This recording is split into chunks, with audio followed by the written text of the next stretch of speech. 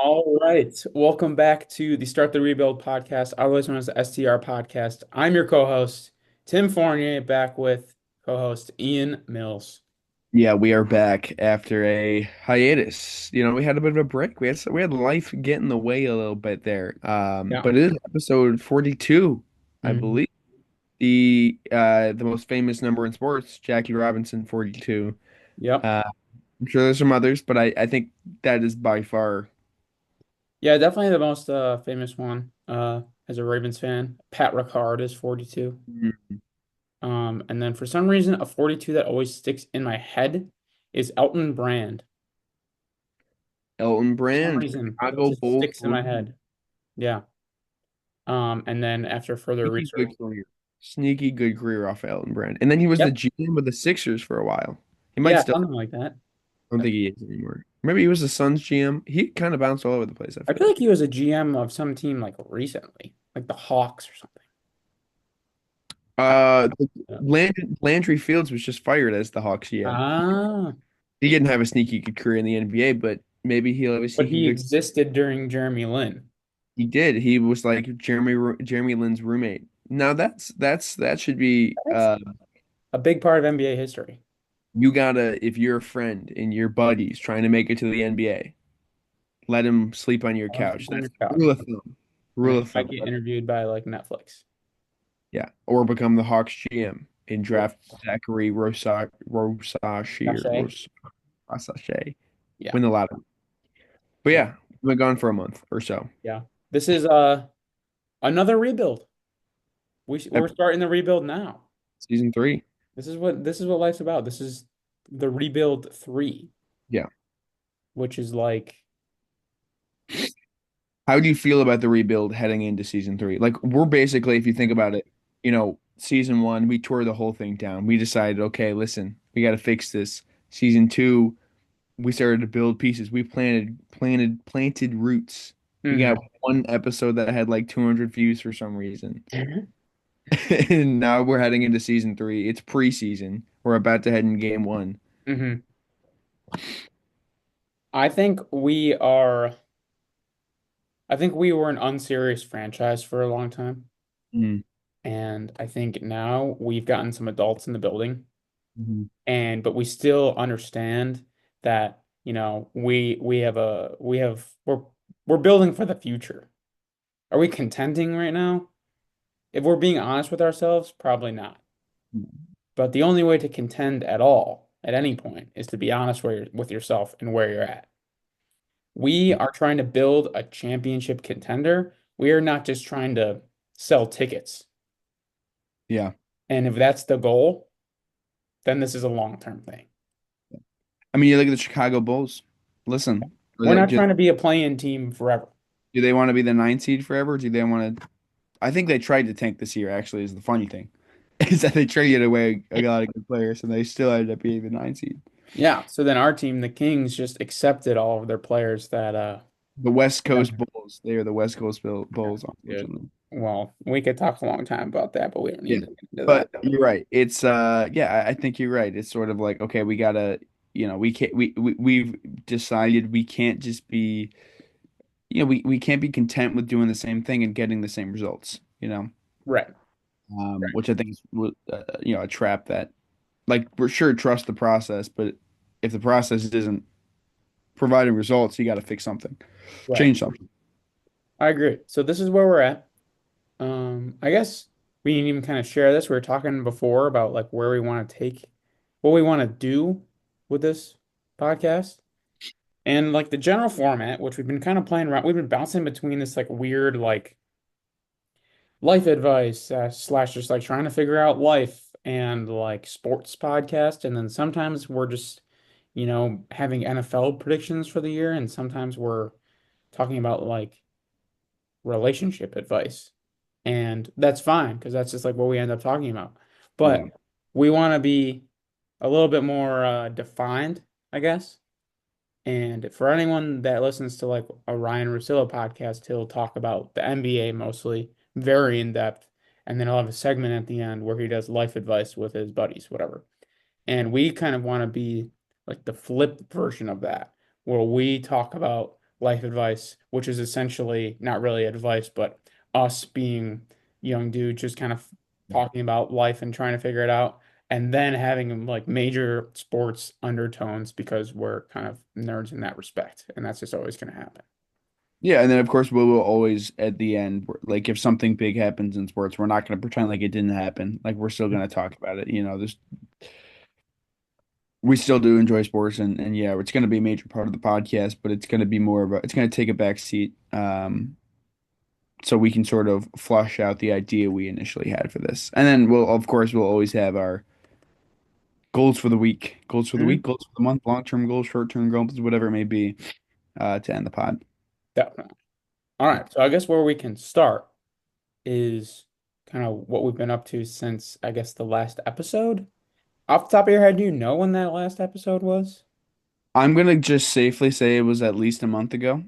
It feels more though, because I think you had gone on vacation to Italy, no? No. I Yes? feel like I Nick? came back and we filmed the pod.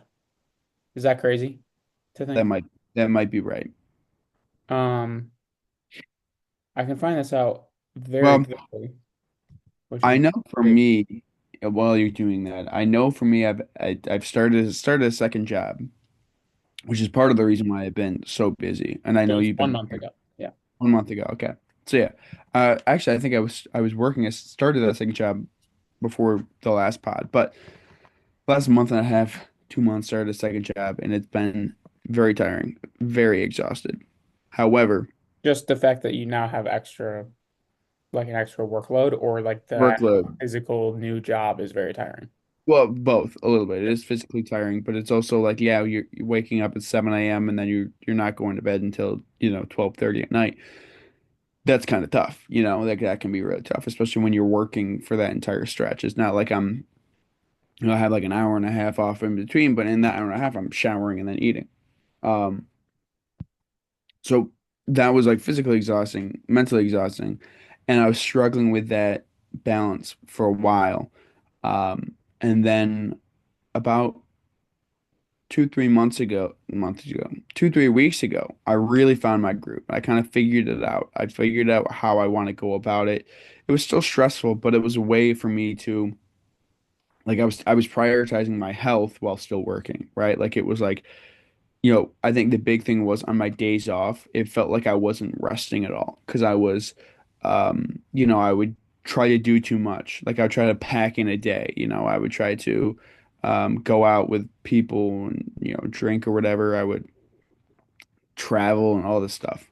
And I still am traveling, of course, because I'm doing long distance. But for like 2 weeks ago, I kind of made or 2, 3 weeks ago, I kind of made the decision of like, okay, just like prioritize rest on days off, especially, specifically on a week where I've been so busy.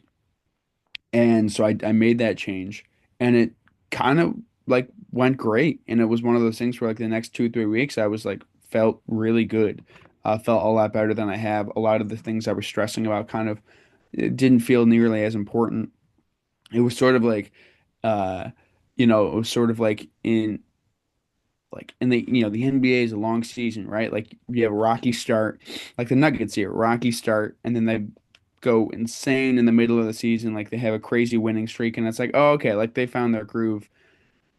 And then now I'm at a point where it's like that stress is kind of coming back a little bit, just because like things at work and things in life, and it's just like, oh man, like it was nice, it was almost like it was nice while it lasted type of thing, and now it's like having to deal with like travel plans, having to deal with still working and trying to save money. It's just like all those things kind of converge at once, um, and it's like just it can be a lot. And so it's like trying to jump back to the habits that I built in that 3 week stretch where I was prioritizing my mental health in a lot of ways, like trying to jump back to that and be like, okay, what was I doing right? You know what I mean?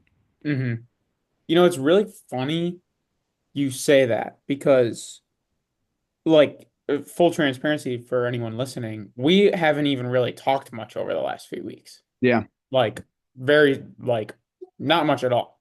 No. And I almost feel like I had the same exact kind of like trend in my life in this time that we haven't recorded because I vividly remember saying to myself, like, wow, like life is going really good right now, and I am so locked in with school was going really good.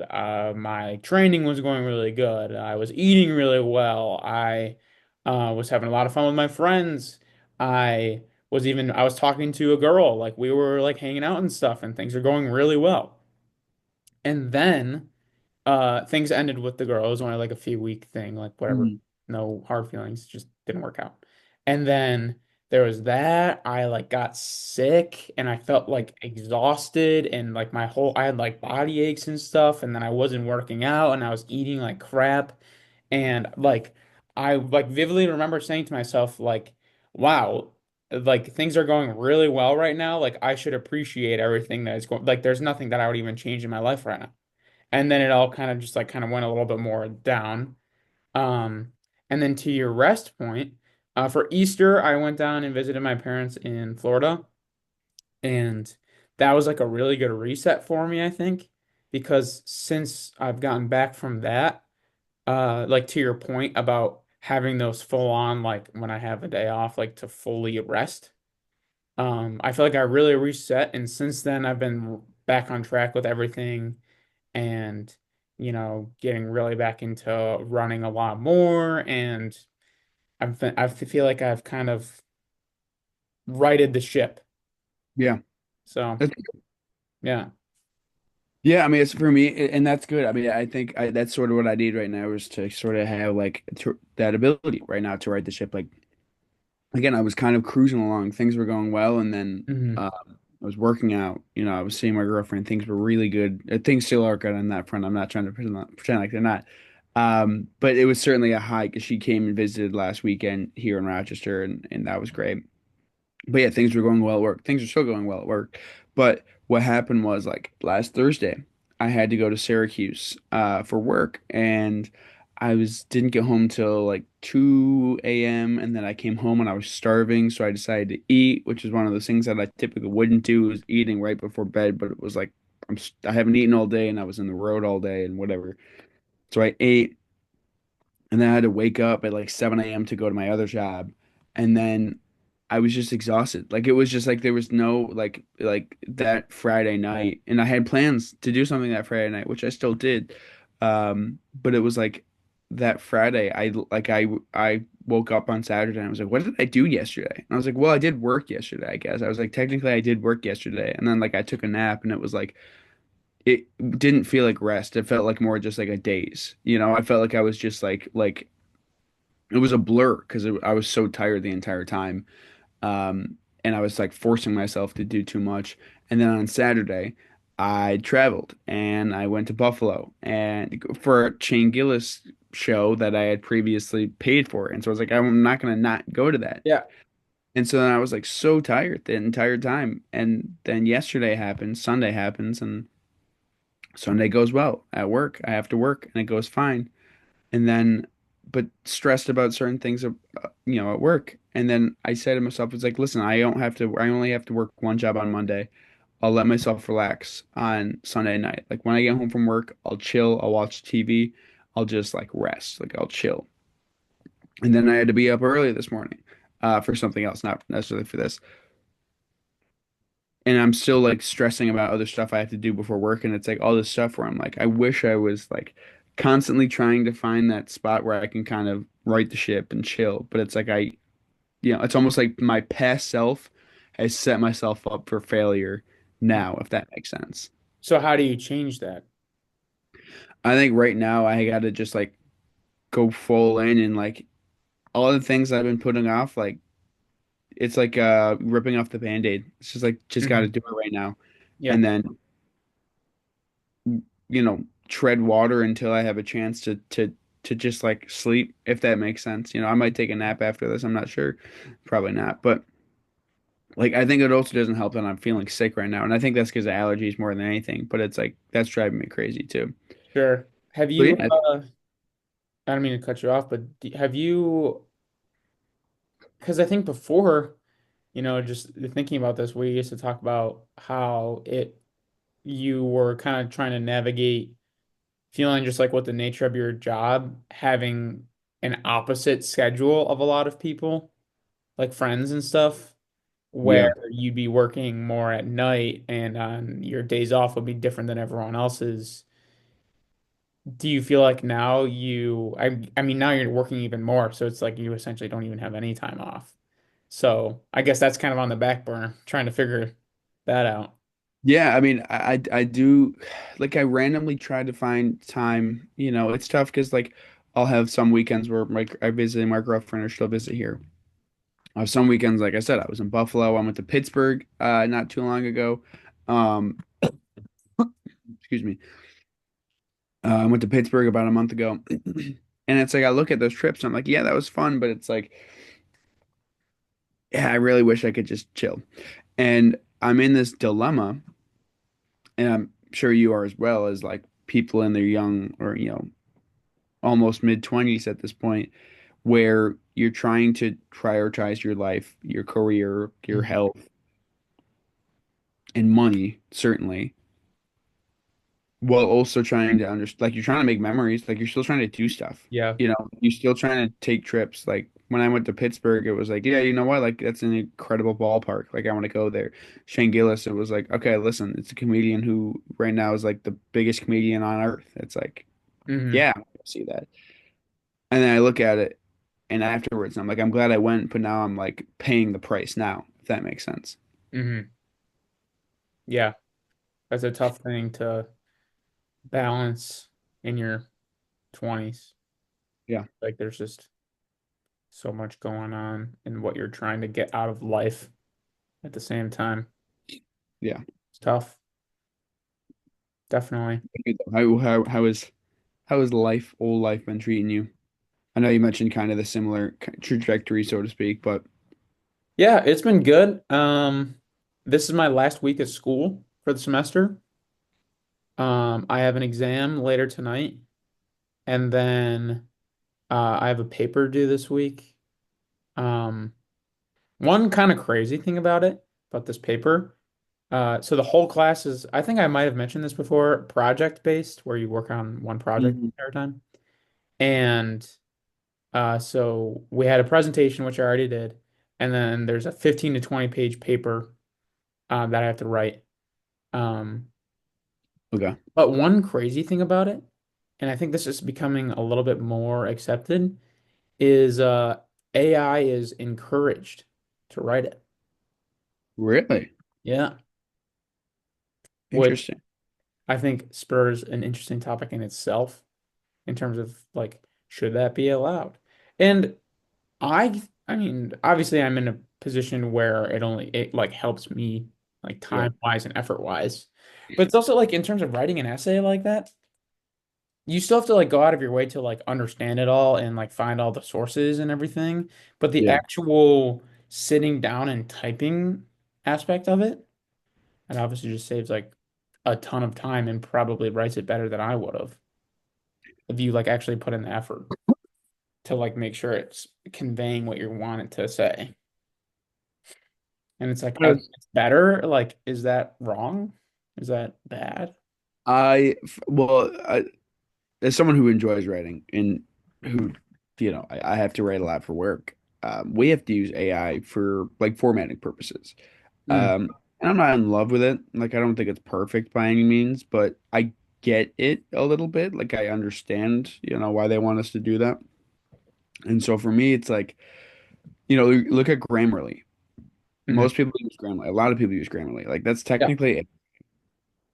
And I don't think Grammarly is perfect by any means. I actually dislike it in some ways, but it like I don't think there's anything wrong with using that for like a spell check or for your formatting purposes. Now, for actually writing an essay, and you said something that I thought was interesting, like, oh, it could probably write it better than me. And it's like, I don't actually think that. Like, I think, Well, I'll just push back a little bit on that in terms of I think it depends on what you're writing. right. This is a very like analytical paper about like data and stuff. Like this is not trying to Yeah, yeah, that's true. convey like emotional message or Yeah, that's anything other than this is the data and this is what the data means. So I think that is a little bit of context that's just needed for, that's fair. That is fair. In my experience writing and reading AI, it's pretty obvious when someone's written in AI or like putting something in the AI. Like it sounds, I don't know, this is gonna sound maybe mean, but like a lot of the stuff I've read from AI, like it sounds like it's written by like a kindergartner. Like it almost like you know what I mean? Like it is very dumbed down, which with an analytical paper and you're trying to, yeah, like you don't want the flair, right? You don't want that, yeah, like you just want the meat and potatoes. And so, like for something like that, that could make sense. And because it's probably not going to try to do the, you right. know, like when it tries to rewrite some of my work in the formatting stuff, and I'm using sports analogy, like it'll spit it out, and it looks like it's written Yeah, by I feel someone, like that would be a really weird and area it's to, yeah. yeah. So. I mean, my whole thing with AI is I'm not in love with it, but I certainly understand that it's going to be a part of our lives for the rest of our life. Like it's not going away. Yeah, and we're living in a weird time where it's like good, not great. And Yeah. like in 50 more years, it could be great. It could, but it also couldn't. It might not be, But right. But like if it does, like, I don't know, that's gonna just, there's gonna be so many interesting and very highly debated moral dilemmas with that in the future. It's hard to even fathom because you don't know exactly where the future is gonna go. But it like there's a lot of stuff that's gonna be popping up where it's like, I don't know if that's right or wrong, and there's gonna be people that are very adamant on both sides. Yeah, for sure. And I think it's tough. It's like where, what, because there's certain uses of AI that seem like super helpful, right? Like in terms of the medical field, I know uh, there's one certain AI things that can help detect um, tumors and things like that before they come or whatever. I'm not a doctor. I don't know exactly what I'm talking about, but I know it's been helpful in that field. And there's other fields where it's like, like the whole Hollywood strike last year, Mhm. uh, with the writer strike and with the actor strike, basically fighting to not be replaced by AI. And part of it's because, the reason, like for me, I feel like it's like AI is not going to write as good of a script as like a human being that's been doing it their entire Yeah, I lives. think that's where that's sometimes it's I think like in terms of something more that plays on emotions and Right. humor, it's like how could it ever be It's human not a level? human. Yeah. And then part of me is like, I don't know if it gets advanced enough in the future, like is it going to Right. be able to understand that better? I don't know. Yeah, I I don't know. think where it's really interesting to me for AI and stuff is for people our age or maybe a little bit younger, entry level jobs. Like you can't like you're not going to be able to start at any company, whatever it is, at like a mid-level job. And a lot of times when you're at entry-level jobs, you have a lot of just like grunt work type stuff that I think AI, where we're at right now, is rapidly approaching being able to replace for no cost. Yeah. So, like for me right now, where I'm working at a commercial real estate company and it's like entry level, I'm even seeing like AI being kind of introduced where there's leases that you have to abstract. So you have to take the information from the lease and kind of like create a, document, whatever, that just like high level highlights the important things Right. where, AI can take that and, um, just scan it and do it in 2 seconds, where it Incorporate. might take Right. an entry level person like an hour to read through the lease and then like take out the important parts. There's like AI cold calling stuff now. Like, but it's interesting because that's really unfortunate for if that is the case and it replaces those jobs because it makes it harder for people, coming out of college to get these jobs. But also it's like that's also how people kind of develop to like be get to the next level in their careers. They start there so they really understand like the nuts and bolts and then they like progress through. And I don't know how that's going to impact anything, or if it's going to impact anything, or how it's going to impact everything. Yeah, I think part of it is that brings up a bigger point where it's like writing, right? You mentioned obviously it's gonna this AI is gonna help you write your paper, Hmm. which is chill. But what if like somebody needs the skills to be able to write? Obviously, you've been writing your entire life. You've been to school in your entire life. Hmm. Somebody who's in fifth grade has not been writing their entire life. Right. And so it's like if they're immediately going to AI, Hmm. they never learn that skill to write. Right. So I think it's about when you introduce it too, because Yeah. I'm in grad school, so it's kind of already assumed that I have the skills to write Yeah, exactly. a paper. So Yeah. it's kind of like will allow you to use this because it just kind of like makes sense, a little Yeah. bit more sense. But if, like you said, if I was in fifth grade and they were trying to teach me how to, you know, have a thesis statement, then that wouldn't really be helpful. And then, but then it like kind of goes even further as you look further in the future, if AI becomes more and more normalized and used in every day, then do the skills you have to learn change because you're just going to be using AI and then you just have to like get better at the nuances of AI? I don't know. Yeah, it's gonna be tough. I mean, it's again, I don't think it's going anywhere. I think at a certain point, it's been growing so rapidly so that I think everyone thinks that they need to like jump on it. Um, but I am curious where that curve ends. Like, is it gonna tail, is it gonna kind of plateau, curve off, or is it Right. gonna continue to expand rapidly? And I don't know. I don't know the answer to that question, and we'll find out. And I don't know. I feel like that stuff also, I feel like it kind of moves faster than I tend to give it credit for. Like when we were 8 years old, 9 years old, people didn't even have touchscreen phones. And like now yeah, look how far the iPhone has gone. yeah, that's true. And that, like obviously this is a different conversation and I don't know anything about technology and how fast it advances, but that's kind of crazy to think about. Like if you give it 15 years, how much more developed could ChatGPT be? Yeah, You know what I yeah, mean? yeah. I don't know. Crazy No, to think about. it is. But yeah, I guess I'm back into my prime here with a random topic change, unless you got anything else with that. No, I think we covered, yeah, we covered a good bit of that. And it's a weird, like, weird time for sure. Time of change, certainly. Yeah. So one massive thing that has happened lately that everyone's talking about, it's kind of died down a little bit, but was the Shador Sanders rise and and fall and fall until the fifth round, blah blah blah. Yeah. And I think that whole thing has been overanalyzed at this point. But I think kind of an undertone kind of topic of that is A, nepotism and just like how that applies to life. One other thing within that like realm of nepotism, I think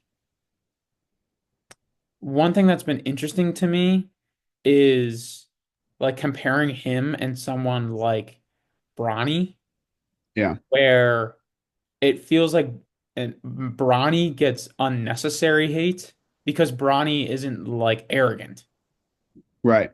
but Shador gives off arrogance, and then it seems like in my head, it's like, okay, like what is Bronny supposed to do? Like not go to the Lakers when he's drafted just because it's his dad? Like what is he supposed to do? Not go like try to play and like make a career for himself?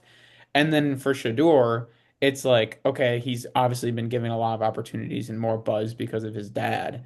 And Yeah. then he like takes it a different way. And obviously Shador is a better overall player in his field than Bronny. But he also acts as if he's even better than he is. You know what I mean? Yeah. I mean, It's two different like like slants but on. it's two different lens of nepotisms, right? Because like Bronny was not going to be drafted unless the Lakers picked him, and the Yeah. Lakers picked him because of LeBron James. Yeah. Now, two things can be true. LeBron can basically do whatever he wants at this point in his career. He's kind of earned that right. Nepotism is wrong, even if it's in sports, though. Like I do stand on that. Like I love LeBron James. Again, he's my GOAT, but like still, and I get it from his perspective. It's like, listen, he's my son. I want the best for him. I want him to be a draft pick. But I don't think that was the best thing for him, and we can get into that. But it was nepotism for the Lakers to pick him, and it was basically saying like, hey, you're not going to be drafted, so we're going to make you drafted. Like we're gonna. It's like, it's like when someone owns a company and their kid's coming out of college. He's got no job offers, no matter what. And then the dad's like, you know what? Like, do you have no job offers? Just come work for me. I'll make you an executive right away. Or not an executive right away, but like give you a high up position that you certainly haven't earned right away. Just so that it looks like you got a big job out of college. Hmm. And it's like that is nepotism. The difference is, of course, with Shador, obviously, Dion didn't draft him, but Dion did put him in a position to be drafted. I mean, Shador did that to himself too, right? Because he is talented, right? And he was like, you know, one of the better quarterbacks in college football a season ago. But the lead up to the draft, where you're right, Shador's getting opportunities that some other guys wouldn't have gotten. The Colorado Pro Day, where they spent, hundreds of thousands of dollars reportedly on these crazy whatever, like they wanted to make it a movie essentially. Hmm. Were they doing that for Colorado or were they doing that for Shador? And they might have been doing it for Shador and Travis Hunter. And the weird thing about this whole thing with Shador is that you're right, he was given more opportunities because his dad is Dion. Dion worked in media for a long time. And so it's like I wonder if that nepotism aspect of it almost did, obviously it helped him as a kid because no other kids getting private lessons from Tom Brady growing up. Hmm. But did it hurt Shador the last 6 months, It where seemed it's like it very was clear? at first. It seemed like it was propping him up, where he was like, fringe first round guy, and then it was like just because of all the hype, it's like, oh, is he going to go second overall? Is he the number one overall pick? Yeah. And with all the hype, and then it ended up like from a draft selection point hurting him. But I think a lot of that was also like his attitude towards it, which is I Right. think the what I'm trying to get at in terms of I think it's interesting how the differences in Yeah, I mean, yeah, because Bronny's Bronny, situation where I feel like I have sympathy towards Bronny because yes, it is nepotism and he's only getting this chance and maybe that's taking it like someone's NBA chances away. But that's also like not really Bronny's fault because that's still like his goal and anyone's taking, the the gifts that they're given in life. And I don't like so I don't fault him for that, but then he's getting like a ton of hate for it. But he's also not like in an arrogant way saying any you know what I mean? In terms right? of Yeah, he's not like banging his chest like, oh, I'm an NBA draft pick, I'm better yeah, than you, yada yada yada. It's like I think he understands, like, yeah, I'm in this position because of my dad yeah. So I'm just gonna like put my head down and and work. And I mean, yeah. he's been good in the G League from I think, I've Yeah. been following So big like careers. that I feel bad for him because it's just like not his fault and it's like what is he supposed to do? Because if he was an undrafted free agent and signed with the Lakers, I think there's still the nepotism aspect of it, but Yeah. there's way less hate. Yeah. Way less hate. And then Shador is kind of just like more arrogant with it. And Yeah. one thing to be arrogant and then like back it up and be really good. But when you don't perform and there's a difference, then it's like really Yeah, I think the wrong way. with GMs, it was probably like, yeah, listen, like there's been arrogant quarterbacks before. Like they're not, like they've seen confidence before. But if it's unearned, and I'm not saying it is unearned for Shador because he is good, right? Like he again, as I said, his numbers were crazy at Colorado last year. He had like a game-winning Hail Mary. But I think maybe in GM's eyes, it's like, well, okay, like you're, like how much of this is like your dad's not that not that his dad was like pulling strings or anything like that. I guess he was in some ways, but how much of this is because the opportunity because of your dad, and it's like it's tough because it's like you Well, for instance, like the only reason Travis Hunter was on Colorado it's or because of Jackson State yeah, is because of Dion, and right. obviously that helps Shador a lot, and they got a lot of other good receivers because of the hype around that. Didn't have a good O line or defense, but I don't know. It's just like an interesting parallel, and I feel like it's been handled very differently. I think the biggest example of it is the fact that Shador's number was retired. Yeah, I thought that was kind of crazy. Like Travis Hunter makes sense. He won the Heisman Even as a Shador, dual position athlete for the first time. Like that was like historical. yeah, Is it like because Colorado, the other thing is like they were good. Like they they've won had national championships, or they won a yeah. national championship. So it's kind of crazy that his number gets retired for like yeah, they won one game and then he came there and then they went like 500 and then they had a decent year and he like turned the program around and he was a major part of that. And I think he has some the other thing is I think he has some school passing records. I think he does. Yes, I So I believe he feel like does. that's like kind of justified. Is that crazy? Like I know I it, put like it. everyone thinks it's crazy and that was my first reaction too. I was like, was he that good to do that at a Is program my that had thing is national if champions? you want to, my whole thing is like, and I'm not a Colorado Buffaloes football fanatic by any means. So, but if you're going to retire his number, that's good enough. I think retiring his number eventually is probably whatever. It's probably fine. Like you're going to eventually do it. But like there are guys who have owned passing records and rushing records with the team on a national championship team, and their numbers aren't retired. And it's been 30 years. And Dion even said he was like, "Oh, the only reason anyone's talking about this is because of my son's last name." And it's like, well, the only reason he got his number retired this early was because of his last name. Hmm. You know, Yeah, it's like I'm not opposed to Shador getting his number retired eventually. And it's like you want to do it with Travis Hunter right away. Like I guess it makes sense, but I don't know. It feels like a little dismissive of the history. I would agree. But I think anyway, moving on from that, you want to talk about the Bills draft? Talk about the Bills draft a little bit. Do you mind giving your like high level thoughts quick, and I'll be back in 1 minute. Yes, that's fine with me. So the Bills need a defense, specifically their cornerback two spot. Rasul Douglas has yet to be re-signed. Christian Benford got a massive extension at that cornerback one spot. He's been, a top 10 corner in the league the last 2, 3 years at this point. Um, Rasul Douglas, on the other hand, now on the other side of 30, I believe, um, had a fine year last year. The Bills traded for him in 2023.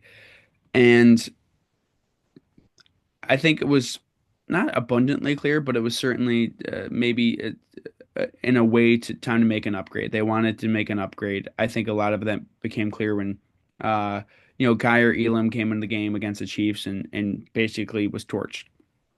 That's not Rasul Douglas's fault. That's Kyer Elam's fault. Of course, that comes down to injuries as well. The Bills then re-signed or brought back Trey White and Dane Jackson, but they needed the cornerback two spot still.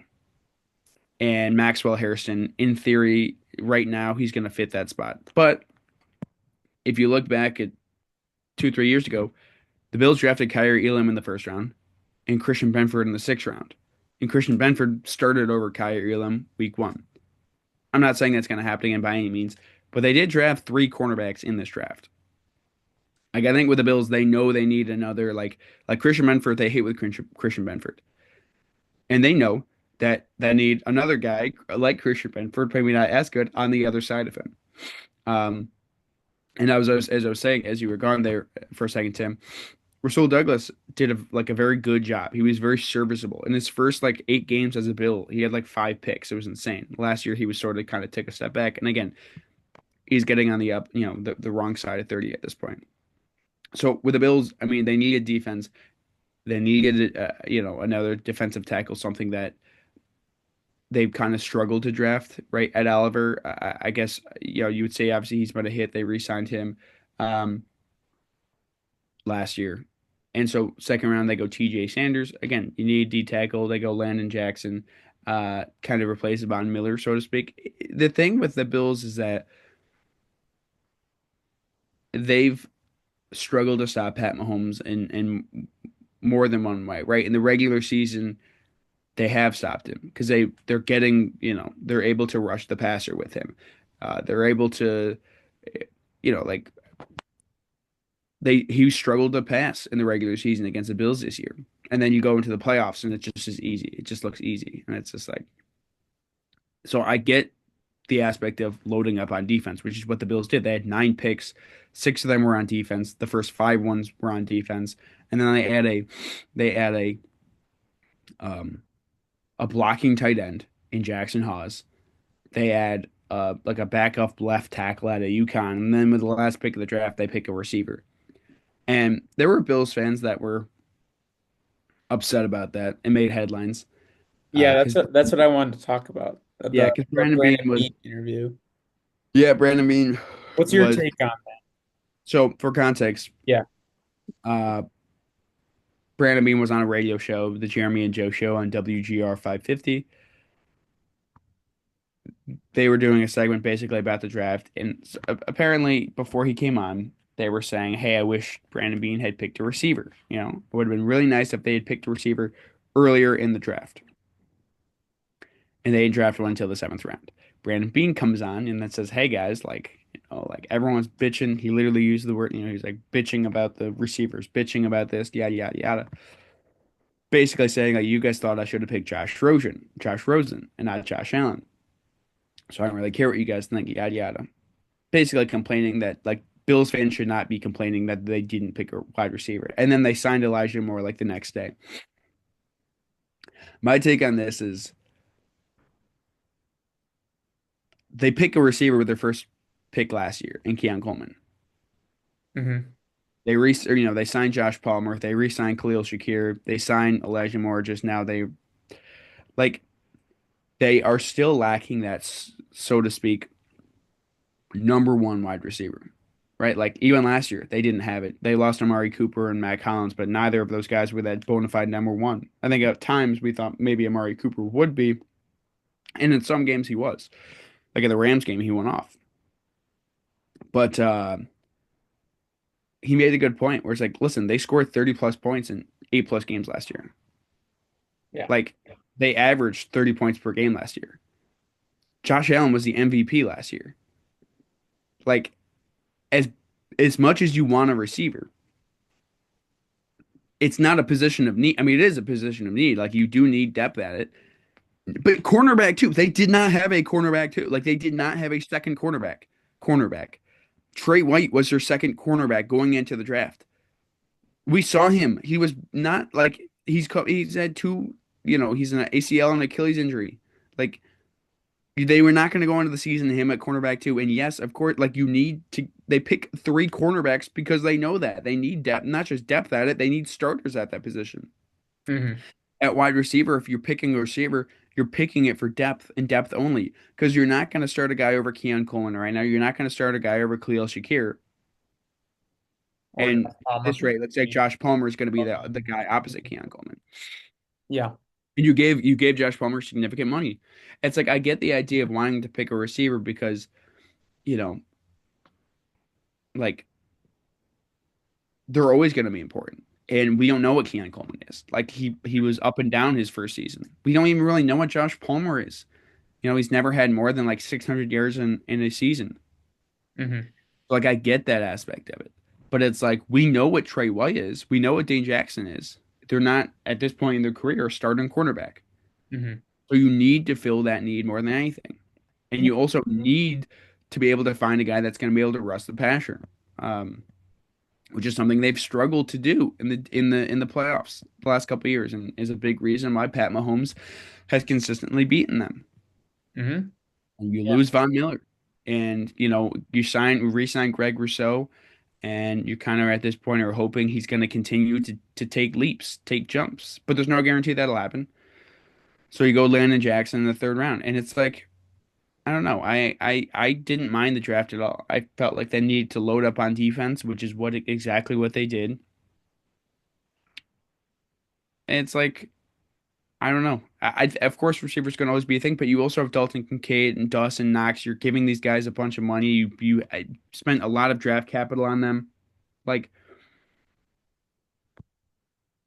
you know, Ty Johnson exist. Like they have three. I don't know. Like it's just like they already have a lot of.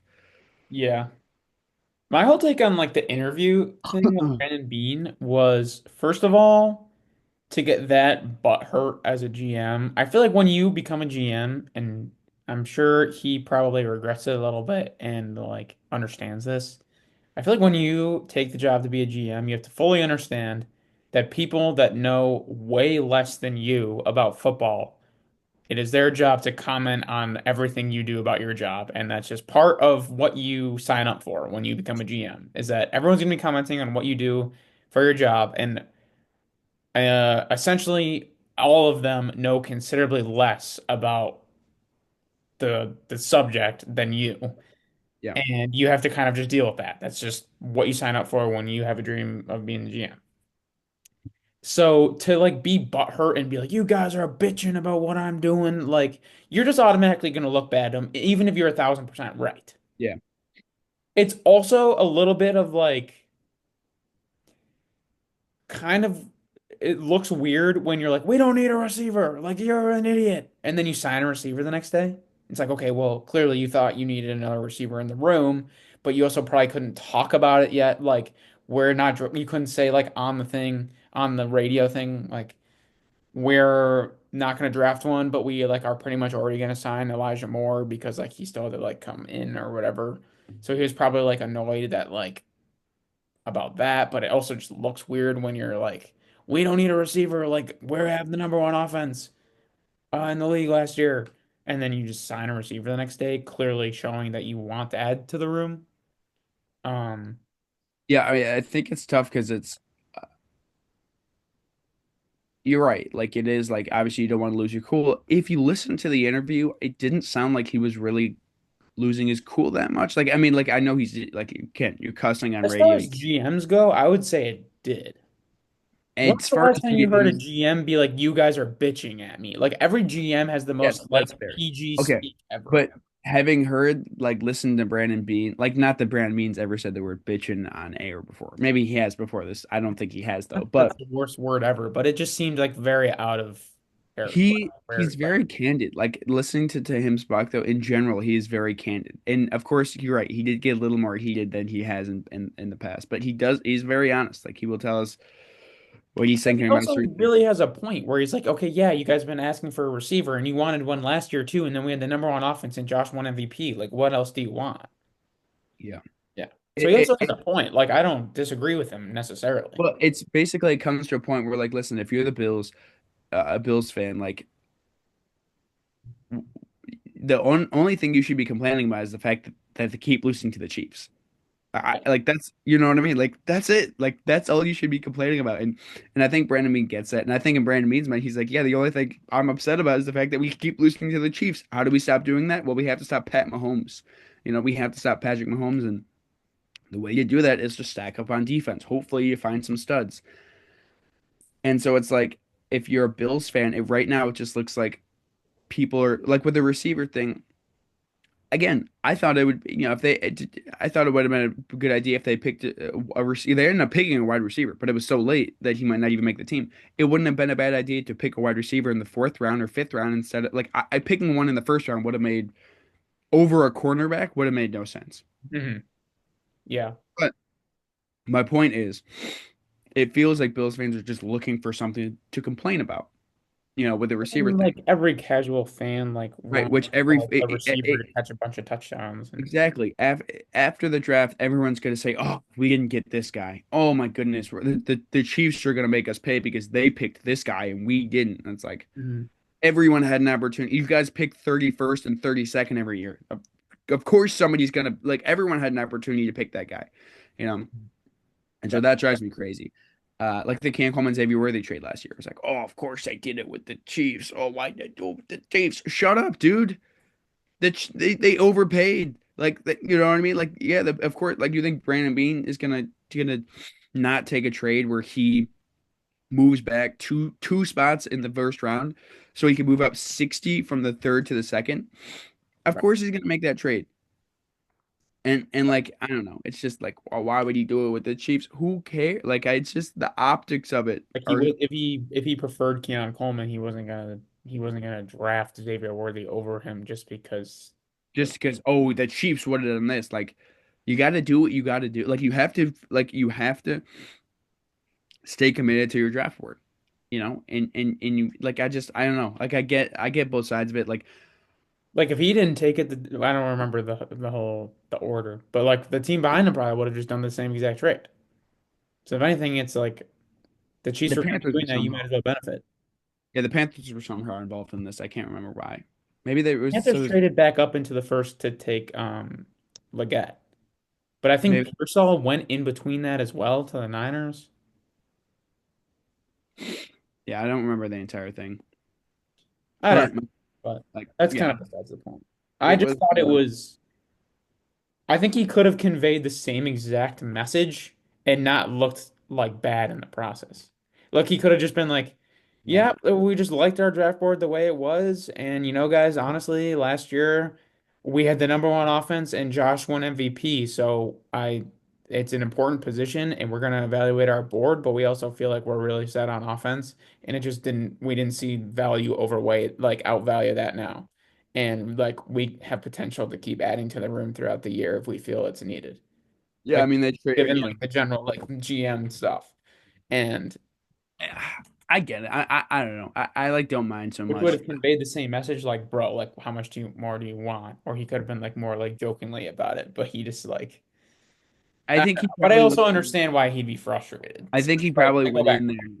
Yeah, I think he probably went in there trying to joke about it.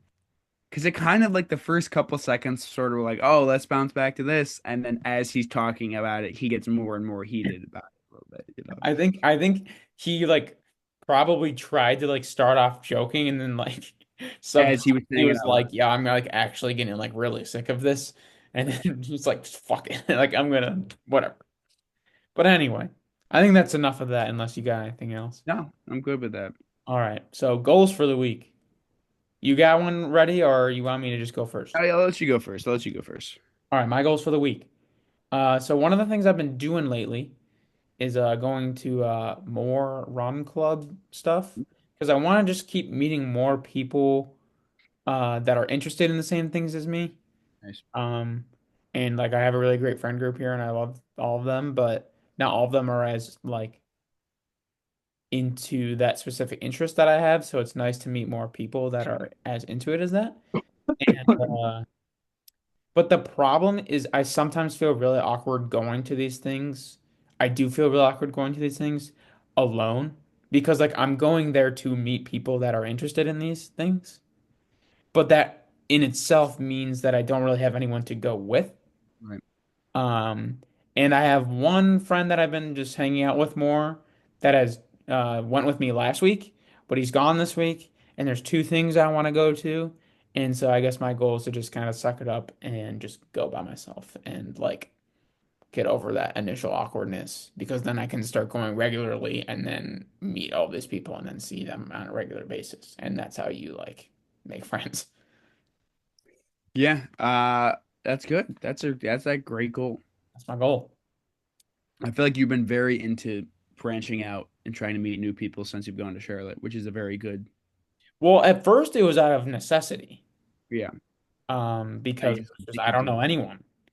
But I think that's just also one of the big benefits of that I moved away, and like I want to take advantage of that. I don't know. For me, I got to rip the band-aid off on a couple things that I've been delaying. I have to do like this passport stuff that I've been trying to figure that out. Renew it or And something, or what's that? you just got to renew it, or Basically, it's a long story. I basically have to get a new one because my last one was reported as lost, even though it wasn't lost. It was a whole thing. I still have it. I have rough. to do that. I have to do stuff with my car, but I also have to and plan a trip. But I also need to like find a way for me to kind of refine that equilibrium where I'm back in that zone that I was in, where I was taking care of my mental health and um and also doing well at work. So, which is kind of like a soft goal. I don't know how you can track finding an equilibrium, but this time next week I want to be back in that kind of that rhythm, that goal, right? Where I'm not like exhausted. Because like for it was really like 2, 3 weeks where I was like really felt like I couldn't lose. I was like, oh, I'm good. Like everything's going right. And I think a lot of it was because of the mindset of being just rested and chill and like confident. And then like now that I'm tired, now that I've been burning it, what's the phrase? Burning the candle at both ends a little bit. It's like, yeah, I feel like I can't win now. And it's like, no, things probably aren't that bad. It's just that I'm tired, if that makes sense. Sure. No, that makes sense for sure. Well, I think that's it. I'm glad we're back. And I think part of the reason uh for me at least that we had a little bit of a hiatus was lacking a little bit of that like goal direction with this whole Yeah. thing. And then when we missed one and no longer it was like and it wasn't any longer just like trying to keep the streak alive, then I was like, just not pushing myself to do it. But I Yeah. think it will help. And I think in the long run, this little break will be good for us. Yeah. Life got busy for sure. All right. Well, that's the end of the episode. Leave a like, leave a comment, subscribe. Ian Wristface. Classic. All right. Peace. Peace out, everybody. See you in episode 43. Goodbye.